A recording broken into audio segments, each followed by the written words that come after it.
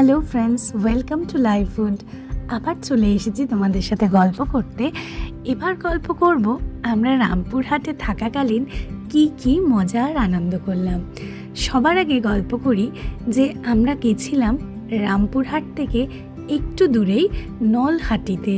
সেখানে নলহাটেশ্বরী মা দর্শন করে পুজো দিয়ে এবং অনেকটা ভালো সময় কাটিয়ে মন প্রাণের শুদ্ধিকরণ করলাম। আমরা একটা অটো রিজার্ভ করেই চলে গেছিলাম, যদিও রামপুরহাট থেকে ট্রেনে করেই যাওয়া যায়। এই যে মা নলহাটেশ্বরীর মন্দির। নলহাটেশ্বরী একটি সতীপীঠ, যেখানে মায়ের নলি বা ট্র্যাকিয়া, যেটা আমরাকে বলি উইন্ড পাইপ, সেইটি পড়েছিল এবং সেখানেই মন্দির তৈরি হয়েছে। এর আগে একবার একটি শর্টসে আপনাদের নলহাটেশ্বরী আমি দেখিয়েছিলাম, তখন আদিহিয়া 2.5 বছরের ছিল যখন আমরা গেছিলাম। তখনও মন্দিরটা যেরকম এখনও দেখলাম সেরকমই ছিল, তবে চারিপাশটা বাঁধানো ছিল না। এবার গিয়ে দেখলাম চারিপাশটা কি সুন্দরভাবে বাঁধিয়ে দেওয়া হয়েছে, নাট মন্দির তৈরি হয়েছে এবং ভীষণ ভালো লাগলো। মূল মন্দিরের পাশেই গণেশ ঠাকুরের একটি মন্দির আছে, যেখানে গণেশ ঠাকুরের ঘুমটা ভাঙিয়েই দিচ্ছিল এই 3 জনে মিলে।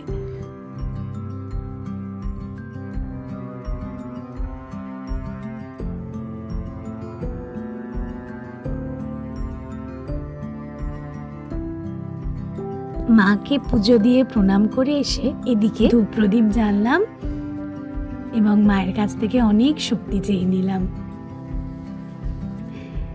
এটি নাট মন্দির এবং ভীষণ পরিষ্কার পরিচ্ছন্ন আর সুন্দরভাবে সাজানো গোছানো এই জায়গাটি। তবে অন্য মন্দিরগুলোর তুলনায় এখানে এই সময় ভিড় একটু কম ছিল। শ্রাবণ মাসের সোমবার, তাই অনেকটা ভিড়ই বাবা ভোলানাথ টেনে নিয়েছিলেন ওইদিকে। তাই জন্যে এই জায়গাগুলো হয়তো আমাদের ঘোরার সুবিধাতেই মা ফাঁকা করে রেখেছিলেন। আমরা ঘুরে বেরিয়ে আনন্দ করে অনেকটা ভালো সময় এখানে কাটালাম। আর এই যে যাবো আর ফটো তুলব না তা তো হয় না, তাই আমরা একটু আনন্দর ফাঁকে ফাঁকে 2-1টা মোমেন্টসও ক্যাপচার করে নিয়েছি। 51 সতীপীঠের অন্যতম পীঠ এই নলহাটেশ্বরী। এই নিয়ে আমার 2বার যাওয়া হলো, আবারও যাওয়ার ইচ্ছা আছে। ভোলে বাবার একটি সুন্দর মন্দির এই মায়ের মন্দিরের পাশেই অবস্থিত। সেখানে ভোলে বাবাকে পূজা করছিলেন 2 ভক্ত। সেখানেই আমি একটু নমো করে নিলাম, করে আবার বেরিয়ে পড়লাম আর একটি জায়গা দর্শন করতে।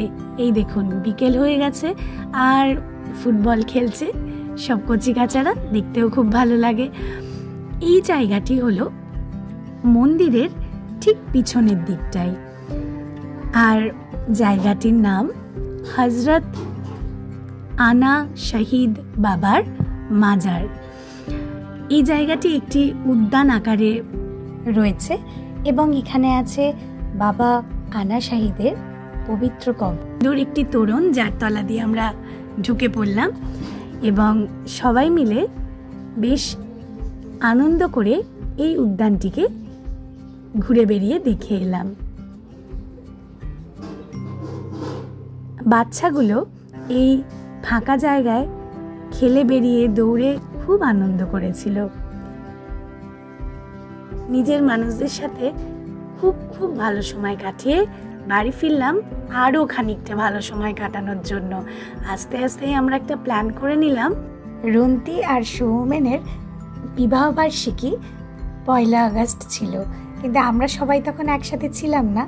তাই যেই আমরা এক হলাম, তাই একটু সুযোগটা হাতছাড়া না করে পোস্ট বিবাহবার্ষিকীর একটা ছোট্ট আনন্দ অনুষ্ঠান আমরা আয়োজন করেছিলাম এবং অবশ্যই রাতে ওরা খুব সুন্দর আমাদের ট্রিট দিয়েছিল।